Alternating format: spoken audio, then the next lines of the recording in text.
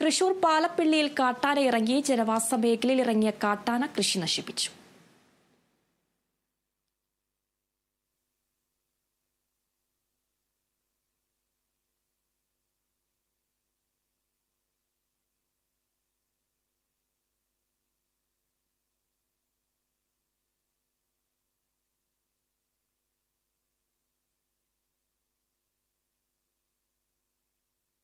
വിവരങ്ങളുമായി അനീഷ് അന്വേഷിച്ചിരുന്നുണ്ട്. അനീഷ്, കാട്ടാന ആക്രമണം തുടർക്കഥയാകുന്ന സംഭവമാണ് കാണുന്നത്. എപ്പോഴായിരുന്നു സംഭവം ഉണ്ടായത്? കൂടുതൽ വിവരങ്ങൾ എങ്ങനെയാണ്?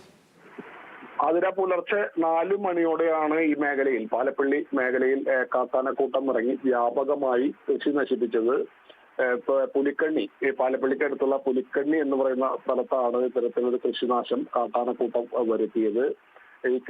പുലർച്ചെ 4 മണിക്ക് ഇറങ്ങിയ കാട്ടാനക്കൂട്ടം കൃഷിയിടങ്ങളിൽ നിലയുറപ്പിച്ച് വാഴകളും കവുങ്ങും തെങ്ങും ഉൾപ്പെടെ നിരവധി കാർഷിക വിളകളാണ് ഈ കാട്ടാനക്കൂട്ടം നശിപ്പിച്ചത്.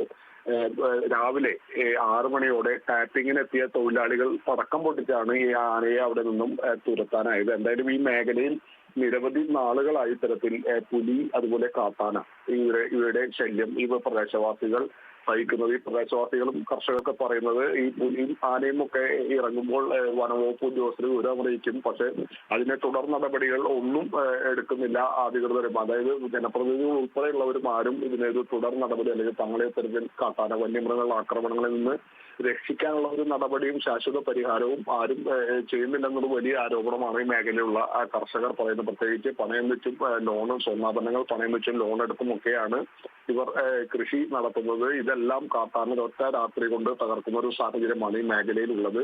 ഈ മേഖലയിൽ ഇപ്പോൾ ഇന്ന് രാവിലെ ആണ് ഇത്തരത്തിൽ ഈ പുലർച്ചെ 4 മണിക്കാണ് കാട്ടാന. അതേസമയം ഇന്നലെ വൈകിട്ട് ഇതേ സ്ഥലത്ത് തന്നെ പാലപ്പിള്ളിയിൽ KFRക്ക് സമീപം കടുവയെ കണ്ടതായിട്ടുള്ള ഒരു അഭ്യൂഹം കൂടി വന്നിരുന്നു. ഇന്നലെ വൈകിട്ട് 6:00 വഴി യാത്രക്കാർ, അതുവഴി വാഹനത്തിൽ വന്നിരുന്നവർ കടുവ റോഡിന് വട്ടം ചാടുന്നത് കണ്ടതായാണ് പറയുന്നത്. എന്തായാലും ഈ വിവരം വനംവകുപ്പിനെ അറിയിച്ചു. വനംവകുപ്പ് ഈ സ്ഥലത്തെത്തി പരിശോധനയൊക്കെ നടത്തി. ഇപ്പൊ കടുവയുടെ കാൽപ്പാടുകൾ പരിശോധിക്കാനുള്ള തയ്യാറെടുപ്പിലാണ് വനംവകുപ്പുള്ളത്. എന്തായാലും ഈ പുലിക്കും കാട്ടാനയ്ക്കും പുറമെ കടുവയുടെയും കൂടി സാന്നിധ്യം ഈ മേഖലയിൽ ഉണ്ടെന്നാണ് ഇപ്പോൾ പറയപ്പെടുന്നത്. എന്തായാലും വന്യമൃഗ ശല്യത്താൽ പൊറുതിമുട്ടിയിരിക്കുകയാണ് നാളുകളേറെയായി ഈ മേഖലയിലുള്ള കർഷകരും, അതുപോലെ തന്നെ ടാപ്പിംഗ് തൊഴിലാളികളും മറ്റ് അവിടുത്തെ പ്രദേശവാസികളെല്ലാം. നിരവധി ടാപ്പിംഗ് തൊഴിലാളികൾ ഉള്ള ഒരു മേഖലയാണ്, നിരവധി റബ്ബർ തോട്ടങ്ങളുള്ള ഒരു സ്ഥലം കൂടിയാണ് ഈ പാലപ്പിള്ളി മേഖല. സ്വൈര്യമായി അവർക്ക് രാവിലെ പുലർച്ചെ ഈ ടാപ്പിങ്ങിനായി പോകാൻ പോലും കഴിയാത്ത ഒരു സാഹചര്യമാണുള്ളത്. ആന ഈ റബ്ബർ തോട്ടങ്ങൾ ഉൾപ്പെടെ നിൽക്കുന്നത് ഇവർക്ക് പെട്ടെന്ന് ഈ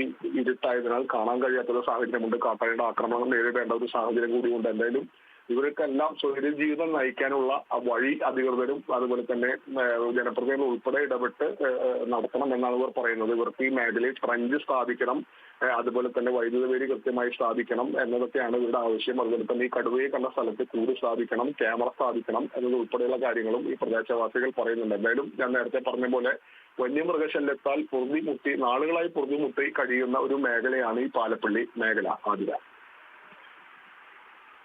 ശരി, അനീഷ് ആന്റണിയാണ് വാർത്തയുടെ വിവരങ്ങൾ നൽകിയത്.